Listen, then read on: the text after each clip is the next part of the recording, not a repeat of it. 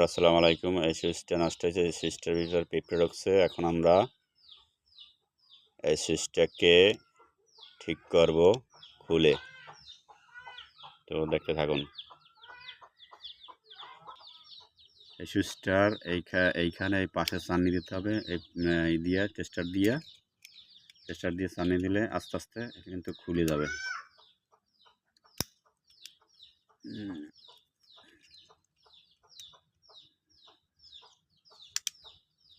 দেখতে পাচ্ছেন খুলে যাচ্ছে।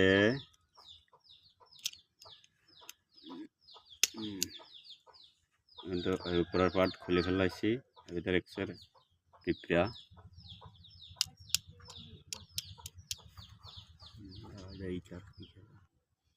এবার আমরা চাটনি দিয়ে এই দুই সাইড খুলে নিলাম।